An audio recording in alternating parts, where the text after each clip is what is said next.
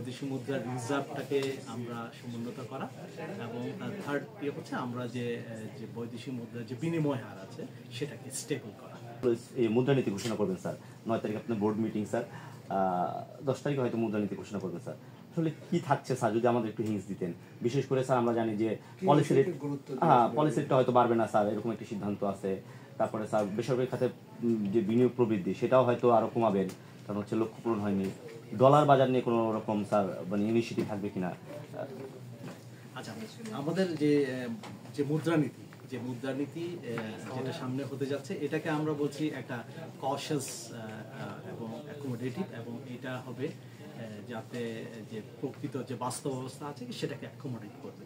এবং আমাদের মূল উদ্দেশ্য হচ্ছে তিনটা। একটা হচ্ছে মুদ্রাস্ফীতি নিয়ন্ত্রণ, সেকেন্ড হচ্ছে আমাদের যে বৈদেশিক মুদ্রার রিজার্ভটাকে আমরা সমুন্নত করা, এবং থার্ড হচ্ছে আমরা যে বৈদেশিক মুদ্রার যে বিনিময় হার আছে সেটাকে স্টেবল করা। তো এই তিনটাকে অবজেক্টিভ হিসেবে ধরে নিয়ে কিন্তু আমাদের মুদ্রানীতিটা সামনে প্রণয়ন করতে যাচ্ছি, এবং সেই জন্য আমাদের একটা স্টেক হোল্ডার্স মিটিংও আছে, আমরা এর আগেও করেছি। তো সেগুলো করার পর সমস্ত মতামত নিয়েই আমাদের এই মনিটারি পলিসিটা ঘোষণা করতে যাচ্ছি। স্যার বেসরকারি খাতে বিনিয়োগ প্রবৃদ্ধি কি বাড়ানোর বা কমানোর কি কোনো আছে কিনা, সম্ভাবনা আছে? যেহেতু স্যার লক্ষ্য পূরণ হয়নি, মাত্র 6.77 হয়েছে স্যার, টার্গেট 7.66, আর টার্গেট হচ্ছে স্যার 9.8। তো যেহেতু লক্ষ্য পূরণ করতে পারছেন অনেকদিন যাবত, তাহলে কি এটাকে একটু কমিয়ে দিবেন স্যার? না, এটা নির্ভর করবে আসলে আমাদের যে প্রাইভেট সেক্টর কি পরিমাণ ডিমান্ড করছে সেটার উপরে। সেগুলোর হিসাবগুলো আমাদের এবার আনা হচ্ছে, অর্থাৎ গত 6 মাসে কি ধরনের মানে প্রবণতা আমরা লক্ষ্য করেছি, সেইটার প্রেক্ষিতেই পরবর্তীতে আমরা কি পরিমাণ মানি সাপ্লাই প্রাইভেট খাতের জন্য যাবে, সরকারের জন্য যাবে, সেটা আমরা নির্ধারণ করব। সুতরাং এখনই বলা যাচ্ছে না একেবারে আমরা সবগুলোতে কমিয়ে নেওয়া হবে।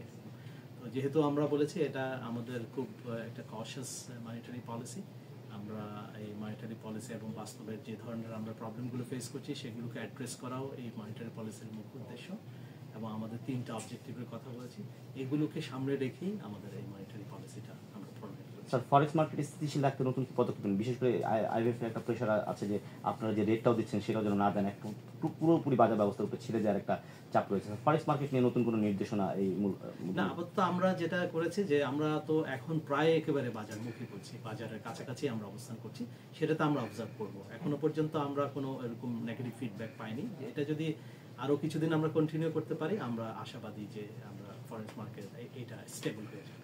স্যার পলিসি রেট কি বাড়াবেন স্যার? এইটা নিয়ে এখনো আমরা কমেন্টস করার পর্যায়ে নেই।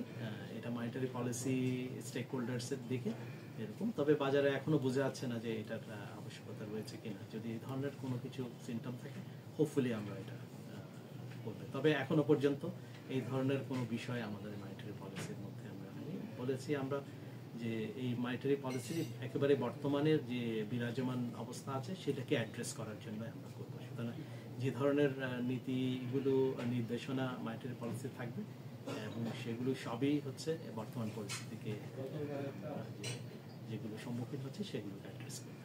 সেটা আমার জানার জন্য, এটা ইন্টারভিউ হইলো স্যার যে চললো এই জানুয়ারি ফলো করে চলছে, এটা কি আগের মুদ্রানীতি নাকি এটা এই জানুয়ারি মাসে কিভাবে চলবে?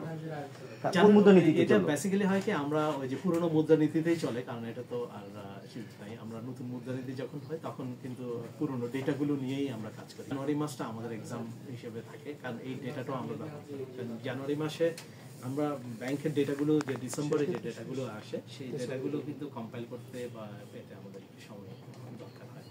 সেই জন্য এই ডেটাগুলো নিয়ে কিন্তু আমরা পরবর্তীটা দেই। সুতরাং এখানে একটা ল্যাগ পিরিয়ড থাকে, এটা হয়তো 15 days বা 1 month ল্যাগ পিরিয়ড থাকে, সেই জন্য সেটাকে আমরা। Okay sir.